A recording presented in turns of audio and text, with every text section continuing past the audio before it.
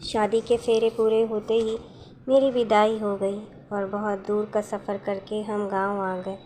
ससुराल पहुंचते ही मुझे एक कमरे में बिठा दिया गया और मैं पढ़ी लिखी लड़की थी और मेरे मम्मी पापा ने मेरी शादी मेरी मर्ज़ी के ख़िलाफ़ एक किसान से की थी। मैं अपने भाग्य पर रो रही थी, इसके अलावा मैं कुछ नहीं कर सकती थी। बस बैठी रो रही थी। कुछ देर बाद मैंने हल्की सी झलक देखी। उसकी तरफ देखा तो मुझे गंवार सा लगा। उसका रंग थोड़ा सांवला था। वह मेरे सामने आकर बैठ गया।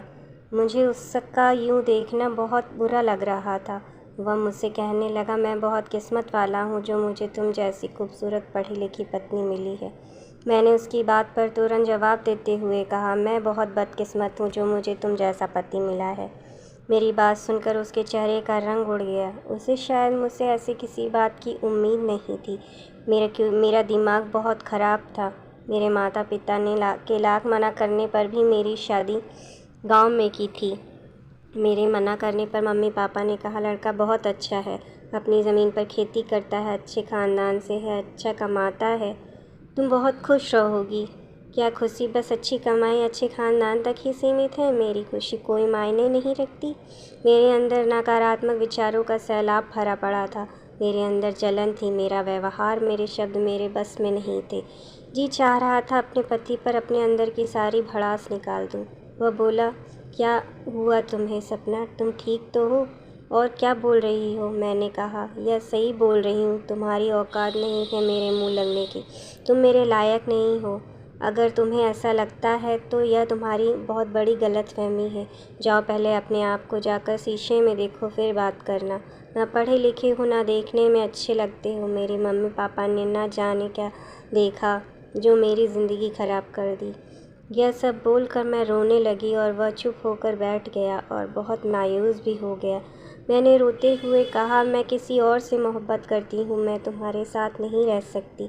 मेरी यह बात सुनकर वह हक्का बक्का हो गया और बोला, सपना तुम यह क्या बकवास कर रही हो? तुम होश में तो हो? मैंने बोला, इसमें हैरान होने वाली कौन सी बात है? यह जिससे मैं प्यार करती हूँ वह तुमसे 1000 गुना अच्छा, स्मार्ट और पढ़ा लिखा है। यह सुनकर उसकी आंखें नम हो गईं और बाहर चला गया। मगर यह सच था। मैं एक लड़के से प्यार करती थी जो मेरी कॉलेज में ही था।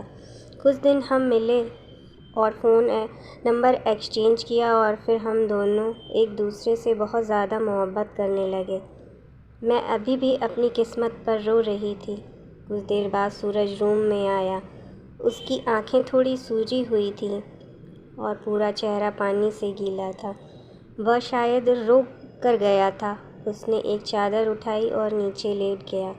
मैंने भी अपने कपड़े बदले और ईश्वर का धन्यवाद किया और बेड पर लेटकर सो गई। काफ़ी दिन बीत गए बिना सूरज से बात किए। न सूरज ने मुझसे कुछ कहा। वह दिन निकलते ही खेत में चला जाता और शाम थक हार कर वापस आता। उसके कपड़े मिट्टी और खाद से मैले रहते और पसीने से भीगा रहता। उसे देखकर मुझे घिन आती और मैं मुंह फेर लेती। मुझे देखकर वह कमरे में चला जाता और नहा धोकर वापस आता। मेरी मजबूरी थी कि मुझे सबके साथ बैठकर खाना खाना पड़ता। मेरी ससुराल में सब एक साथ बैठकर खाना खाते थे, जो मुझसे बिल्कुल नहीं होता था। कुछ दिन मैं आधी रोटी खाती, उठ जाती। सूरज शायद समझ गया था कि उसके साथ बैठकर खाना नहीं खा पाती, इसलिए वह अब खुद आधी रोटी खाकर उठ जाता और मैं पेट भर खाना खाती। मुझे बिल्कुल फ़र्क नहीं पड़ता था कि सूरज सारा दिन खेतों में काम करता है और शाम में थक हार कर घर आता है तो उसे भरपेट खाना नहीं मिल पाता। मैं तो बस अपनी अधूरी ख्वाहिशों के बारे में सारा दिन सोचती रहती और अपनी मोहब्बत, अपने प्यार दीपक के बारे में सोचती रहती। मेरे पास तो फ़ोन भी नहीं था। वह मेरी मम्मी ने वापस ले लिया था क्योंकि यहाँ बहू बेटियों का फ़ोन रखने का रीति रिवाज नहीं था। एक दिन मुझसे रहा न गया और मैंने सारी शर्म लिहाज छोड़कर सूरज से फ़ोन मांगा और बोली, मुझे दीपक से बात करनी है। मेरी बात सुनकर वह आश्चर्य से मेरी तरफ देखा, लेकिन मेरी बेशर्मी बहुत बढ़ चुकी थी। मैंने उसके हाथों से फ़ोन छीन लिया और दीपक का नंबर डाल करके उससे बात करने लगी, तो वह भी मेरी वजह से बहुत परेशान था। मैंने उसे रोते हुए सारी बात बताई। सूरज मेरे पास ही था और इस बात की मुझे कोई एहसास नहीं था। उसने चुपचाप अपनी चादर ज़मीन पर बिछाई और लेट गया। अब तो मेरा रोज़ का काम हो गया था। मैं सूरज से फ़ोन लेती और दीपक से बात करने लगती। दीपक मुझे अभी भी अपनाने को तैयार था। एक दिन कमरे में अंदर नेटवर्क नहीं आ रहा था, तो मैं बात करने के लिए बाहर चली गई थी। सब सो गए थे और सूरज भी सो गया था। मैं बाहर थोड़ी दीपक से बात कर रही थी, तभी अचानक पीछे से मेरे देवर ने मुझसे फ़ोन छीन लिया और बोला, बेशरम औरत, पति के होते हुए यार बना रखे हैं, शर्म नहीं आती ज़रा भी। पता नहीं यह कब से मेरी बात सुन रहा था, जो ज़ोर से मुझ पर चिल्लाने लगा। धीरे धीरे सब लोग अपने कमरे से निकल कर आ गए। सूरज भी आंखें मलते हुए आया। तेज आवाज़ में बोला, क्या हुआ, क्या बात है, इतनी रात में क्या हो रहा है। मैंने मन ही मन बहुत खुश हो रही थी कि आज सबको पता चल गया और अब मुझे मेरे घर भेज देंगे। फिर मेरे मम्मी पापा को दीपक से मेरी शादी करनी पड़ेगी। लेकिन सूरज ने बोला कि वह अपनी सहेली से बात कर रही है। यह सुनकर सब अपने अपने कमरे में चले गए। वह भी अपने कमरे में आ गया। मैं भी पीछे से आई और उससे लड़ने लगी। मैंने उससे कहा कि तुम मुझे छोड़ क्यों नहीं देते। उसने बोला कि अगर मैं तुम्हें छोड़ भी दूँ तो तुम पर कोई इल्ज़ाम बर्दाश्त नहीं कर सकता था, क्योंकि तुम्हारी और तुम्हारे माता पिता की इज़्ज़त मेरी भी इज़्ज़त है। अगर वह लड़का तुम्हें इज़्ज़त के साथ अपनाने को तैयार है तो मैं 2-3 दिन में तुम्हें उसके पास लेकर जाऊंगा। तो मैं तुम्हारे घर छोड़ दूंगा और तलाक के पेपर भिजवा दूंगा। तुम शौक़ से उससे शादी कर लेना और खुश रहना। पहली बार था कि मेरी भावनाएं उसके लिए बदलने लगी थी। जब मैं होश में आई तो ये बात दीपक को बताई। वो भी बहुत खुश हुआ।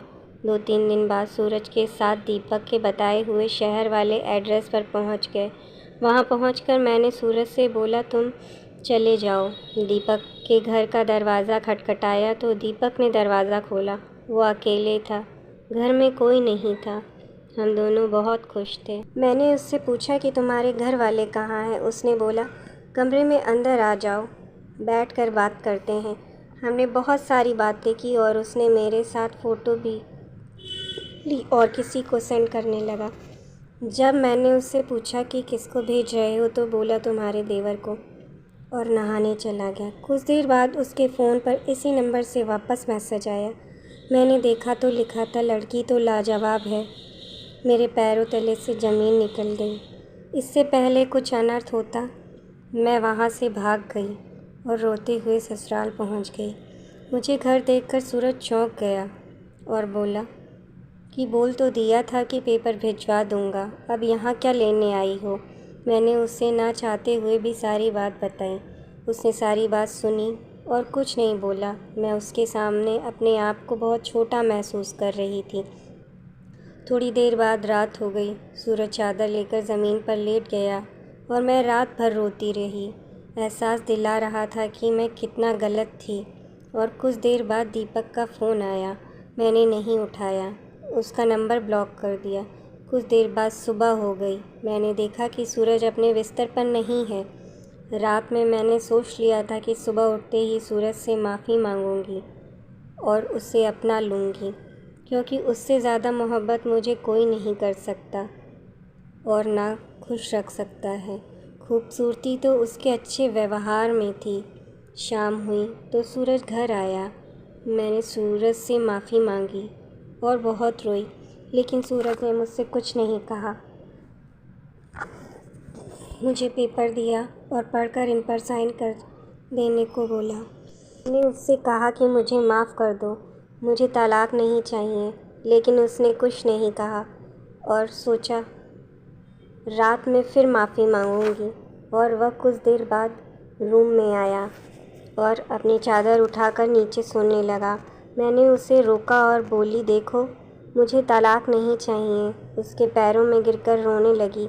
मुझे तलाक नहीं चाहिए, मैं तुम्हें छोड़ना नहीं चाहती। मैंने बहुत बड़ी गलती की है, मुझे गुस्सा कर लो लेकिन मुझे माफ़ कर दो।